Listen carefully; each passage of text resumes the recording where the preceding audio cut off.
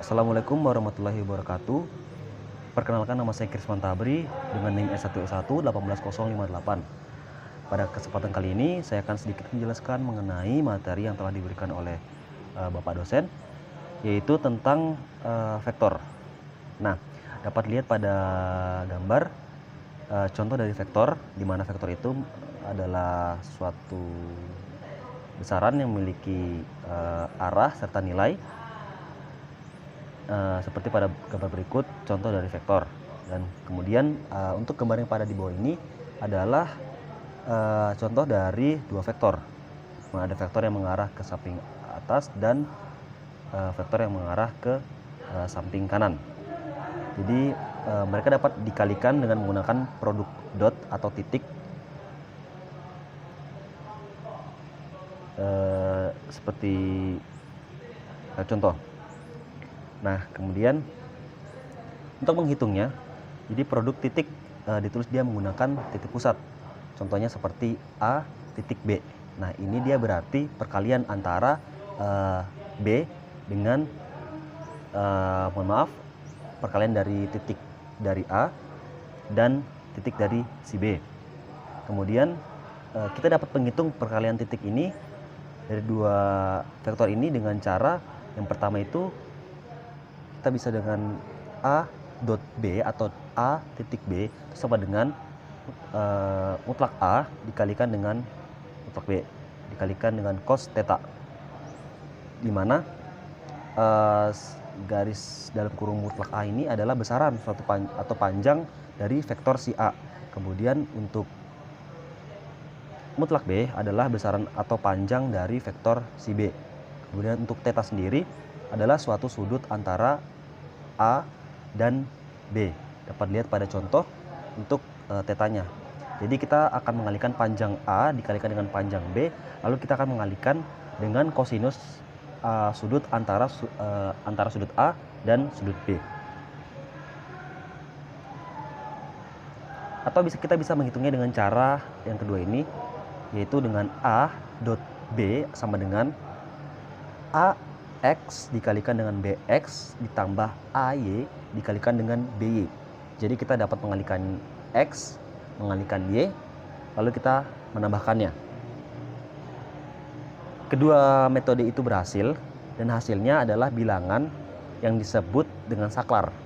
Jadi kita tahu itu bukan vektor. Nah, kemudian ini adalah contoh dari hitung produk titik vektor A dan B. Dapat dilihat di sini terdapat dua cara, di mana terdapat cara pertama, kemudian cara yang kedua. Cara pertama itu dengan menggunakan pengalihan dengan kosinus seperti pada penjelasan sebelumnya, yaitu A dot B sama dengan mutlak A dikalikan dengan mutlak B dikalikan dengan cos theta. Di sini kita bisa lihat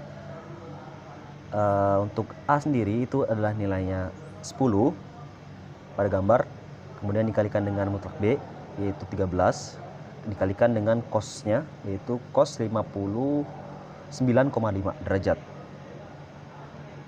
Kemudian setelah itu kita akan menghitungnya 10 dikalikan dengan 13 kemudian dikalikan dengan cos dari 59,5 yaitu hasilnya 65,98. Apabila kita bulatkan maka hasilnya akan menjadi 66.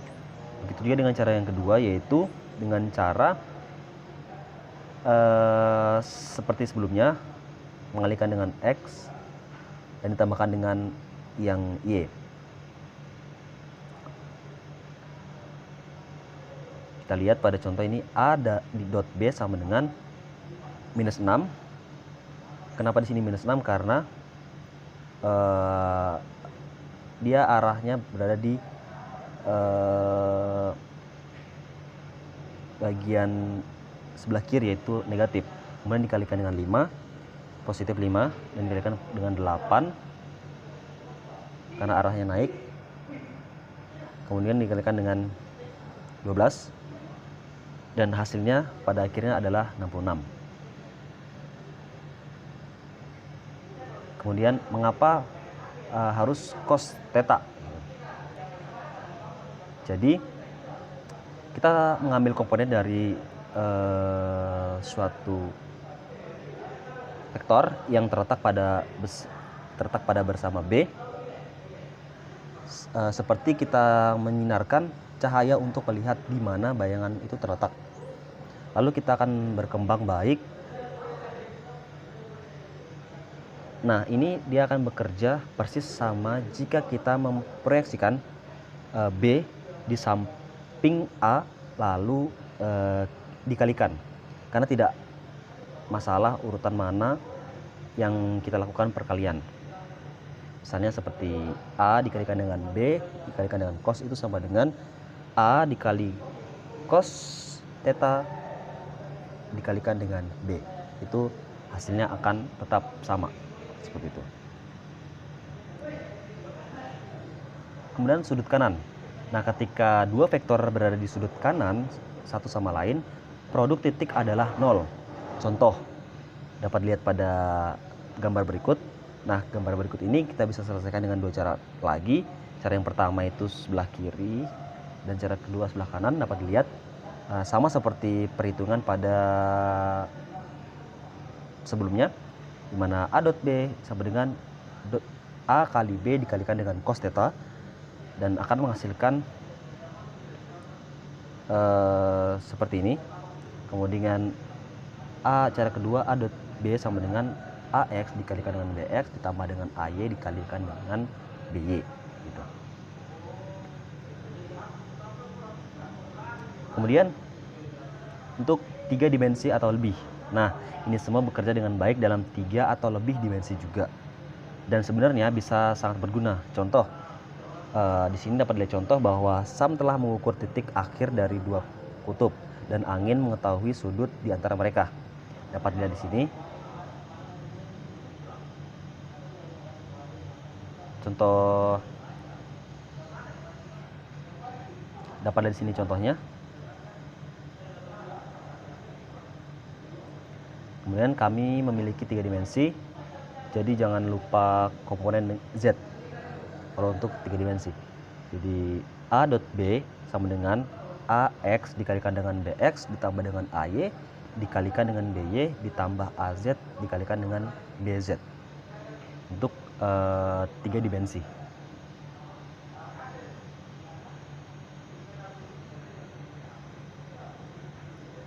Nah, sekarang untuk rumus lainnya, A dot B sama dengan A dikalikan dengan B dikalikan dengan cos theta.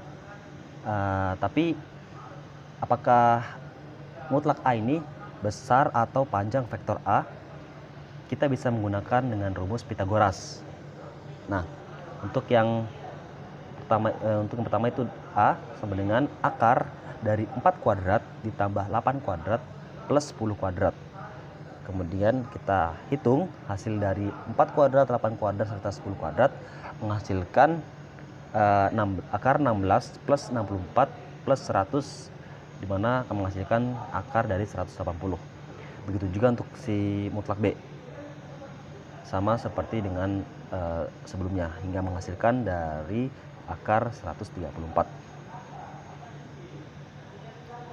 Nah, dari kita tahu dari perhitungan tersebut A dot B sama dengan 122.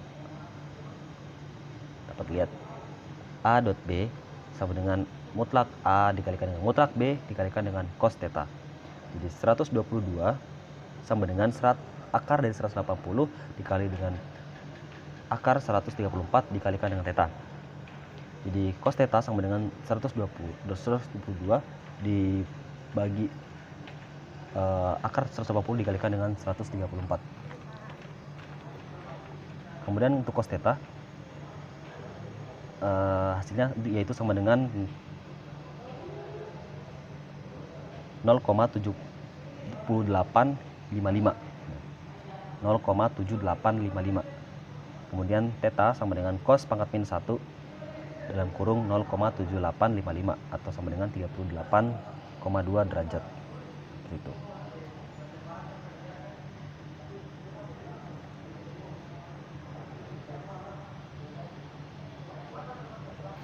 Baik, mungkin cukup sekian penjelasan dari saya sedikit materi tentang vektor. Jika ada kesalahan mohon dimaafkan. Wassalamualaikum warahmatullahi wabarakatuh.